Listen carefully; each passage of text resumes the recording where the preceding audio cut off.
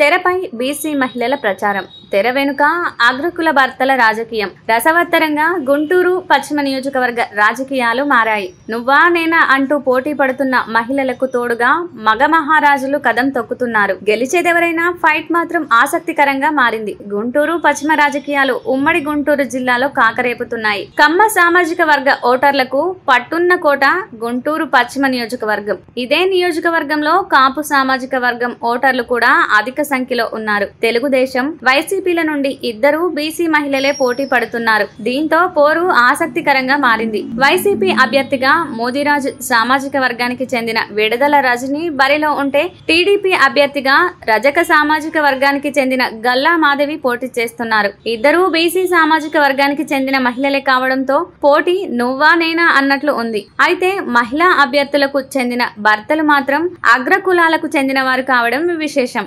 విడుదల రజని భర్త కాపు కులానికి చెందినవారు కాగా, మాధవి భర్త రామచంద్రరావు కమ్మ సామాజిక వర్గానికి చెందినవారు. వీరిద్దరు కూడా తెర వెనుక రాజకీయాలు నడుపుతున్నారు. ఆయా సామాజిక వర్గాలకు చెందిన ఓటర్లను తమ వైపు తిప్పుకునే ప్రయత్నాలు ముమ్మరంగా చేస్తున్నారు. ప్రచారాలకు మాత్రమే అభ్యర్థులు పరిమితమైతే, భర్తలు మాత్రం తెర వెనుక రాజకీయ వ్యూహాలు రచిస్తున్నారు. రజని భర్త కుమారస్వామి ఇప్పటికే కాపు సామాజిక వర్గానికి చెందిన ముఖ్య నేతలందరినీ కలిసి తమకే మద్దతు ఇవ్వాలంటూ అడుగుతున్నారు. ఇక మాధవి భర్త రామచంద్రరావు కూడా అటు కమ్మ సామాజిక వర్గంతో పాటు ఇటు కాపు సామాజిక వర్గానికి చెందిన వారిని కూడా కలుపుకొని వెళ్లే ప్రయత్నం చేస్తున్నారు. గుంటూరు పార్లమెంటు పరిధిలో ఒక్క కాపు సామాజిక వర్గానికి కూడా టికెట్ ఇవ్వలేదని రాజకీయ పార్టీలపై గుర్రు మీద ఉన్నారు. అయితే కాపుల మద్దతు తమకే ఉంటుందని వైసీపీ భావిస్తూ ఉంటే, జనసేనతో జత కట్టడంతో కాపుల ఓట్లు తమకే పడతాయని టీడీపీ అంచనా వేస్తోంది. దీంతో క్షేత్రస్థాయిలో పోరు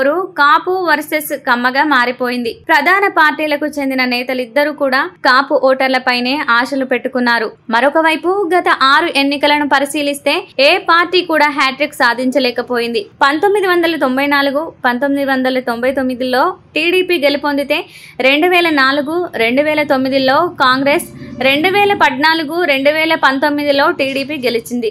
దీంతో వచ్చే ఎన్నికల్లో సెంటిమెంట్ తమకే వర్కౌట్ అవుతుందని వైసీపీ భావిస్తుంటే, ఈసారి కాపు ఓట్లతో గెలిచి చరిత్ర తిరగరాస్తామని టీడీపీ అంటుంది. గెలుపు ఎవరిదైనా పోరు మాత్రం రసవత్తరంగా సాగుతోంది.